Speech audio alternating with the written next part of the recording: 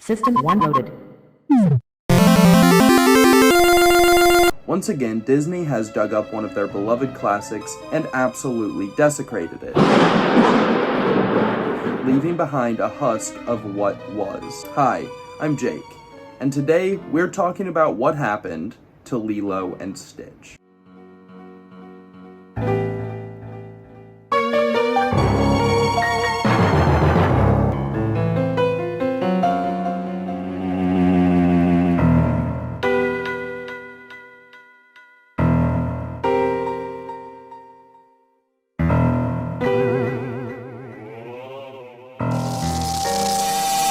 So before I even start diving into plot specifics, I have to make it clear, this isn't just a bad adaptation of the original, this is just a really badly made movie in general. It's genuinely like every 5 seconds we are cutting to another shot. I actually thought there was something wrong with me because of how rapidly this movie was cutting through shots, and then I asked my girlfriend and she said no, she also noticed how jarring the cuts were. And it doesn't just stop there. They also consistently use the worst shots. This one from the trailer is a great example. Notice how Lilo points way off screen when gesturing towards Stitch, like nowhere near him.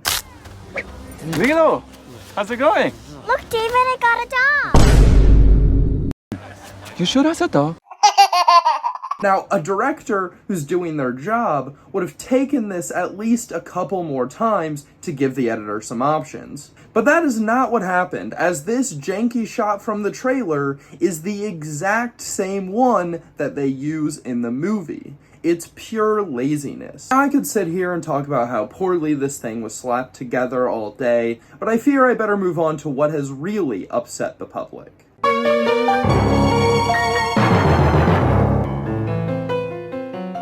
So a pretty huge decision this remake goes with is to completely retcon the existence of Gantu, you know, the main antagonist of the original movie. Now, if you're questioning why Disney would just write out the main villain, you are not alone. Gantu. What happened? You know, you're not the first person. Just difficult to work with. Yeah. I am retiring you. Gantu was one of those things that, it just didn't work so well in live action. We explored it a bit, but ultimately we had to make a decision. And also, I do stand by the decision because I feel like a lot of the things that, in trying to ground these characters more and tell a story with a little more emotional depth, especially between the sisters, I feel like you have to free up real estate to allow that breathing room to do those things. And, sorry, Gantu. So with the absence of Gantu, the movie already feels pointless, and to make up for it, Disney made another great decision. They turned Jumba into the bad guy. You know, this Jumba. It's not monster? No, my people, one. I have created hundreds of experiments, but you are my greatest success. I'm very proud of you. Stitch. Plan 626. Say you escaped the Federation. You're gonna just sleep on Earth. You're built to destroy 626, and you have.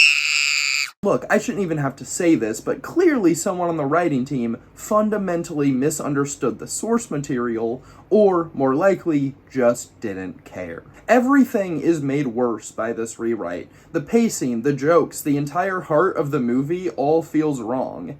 And it only serves to make me want to watch the original because it's just a way better version than this. And aside from Gantu, 2 other pretty huge story beats are missing. Stitch never learns the ugly duckling story, which is pretty important to his character and learning how to be accepted and fit in on Earth and be with his family and love his family even if they're broken. Like, all that lesson comes from the ugly duckling story, which they completely take out of the movie. And of course, I feel like the biggest thing that's upsetting people is this movie ends with Nani giving Lilo up so she can go be a marine biologist at college. Like, it's just a slap in the face entirely to the premise of the original, that Ohana means family, that you shouldn't leave your family behind.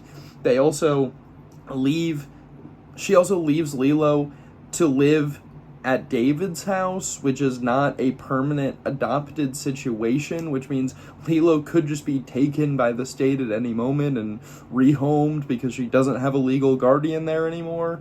So, yeah, this movie's bad.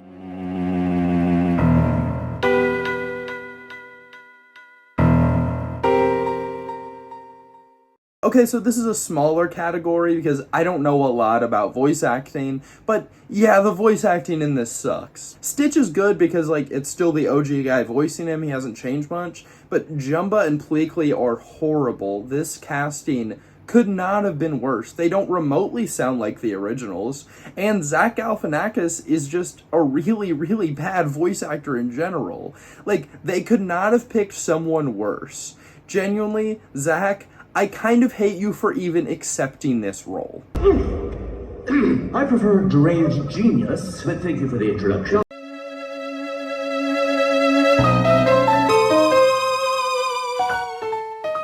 Now, I'm not going to go into huge detail on this because it's not something that I'm very educated on, but essentially I've seen a lot of native Hawaiians were unhappy with the movie well before it even came out. Because, conveniently, Disney actually has a resort in Hawaii, and it's pretty clear that people are catching on to the fact this movie was one giant ad for that resort. And again, I don't have a ton of research on that, but just from someone who has seen the movie, yeah, I could easily buy that. In conclusion, Disney, please stop making these. Final score is 0 out of 10, dude. Don't watch this. Just watch the original movie instead. I'm so mad that I even gave them my money. I wanted to give it maybe the slightest of chance. I thought maybe if it's just a perfect recreation of the cartoon, it might be passable, but no.